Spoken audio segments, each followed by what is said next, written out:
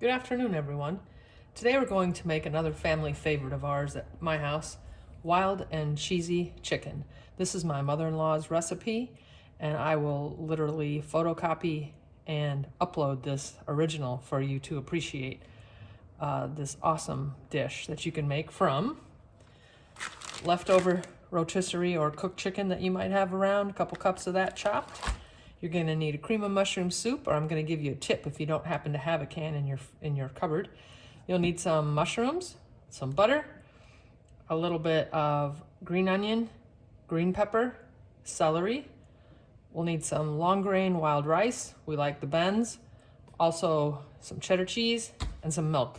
So we're going to come right back and make this simple and delicious casserole. Okay, so in here we have our 2 tablespoons of butter.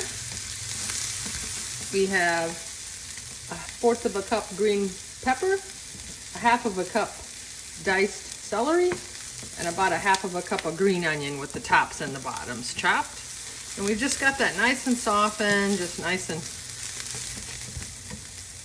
ready to go here. And then I just turn this off now. And I go ahead and mix the rest of the casserole in this same skillet. So use a pretty good sized skillet to do this so that you have room to add all the other ingredients.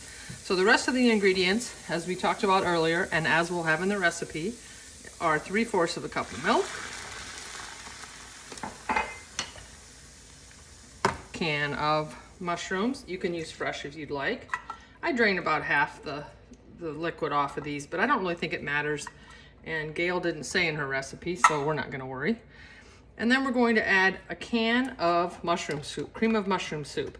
If you prefer not to use canned soup, some people don't, there's a great recipe that I'm going to attach that I call the 1/4, 1/2, 3/4 cup recipe for cream soup. So it's basically 1/4 of a cup flour that you whisk together with 1/2 a cup of water and 3/4 of a cup of chicken broth. You add a little bit of garlic powder and onion powder, salt, pepper, and paprika, and you thicken that in the microwave or on the stove, and you made yourself some cream soup. So if you prefer that method, it's not difficult.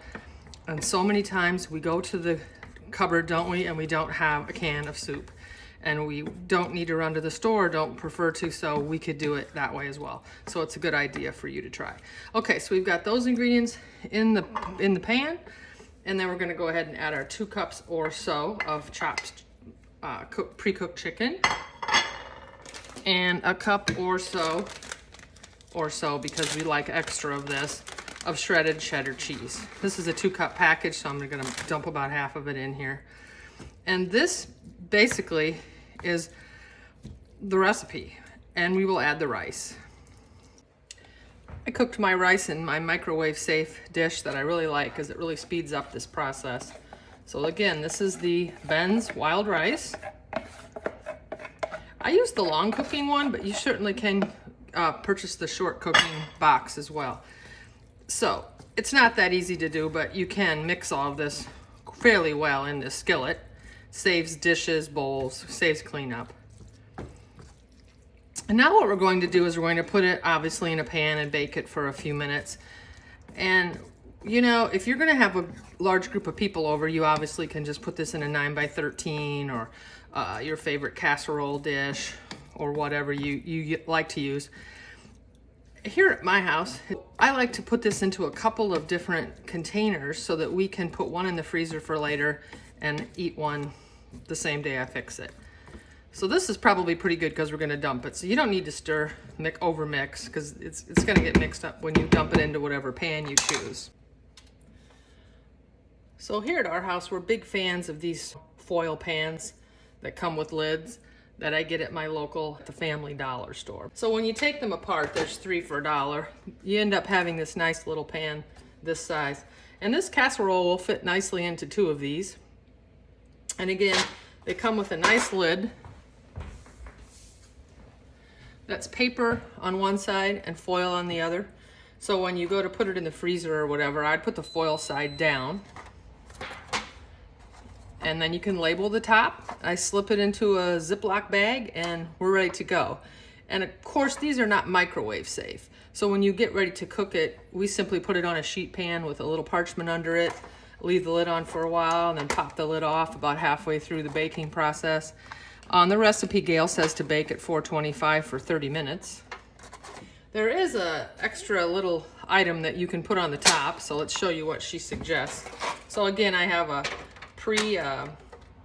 it's a pan release on this pan, or butter, or whatever you like to use. So I just put half of it in one pan.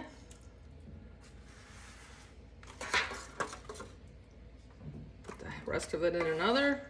It's a really great amount for at least 2 people, depending on how hungry everyone is.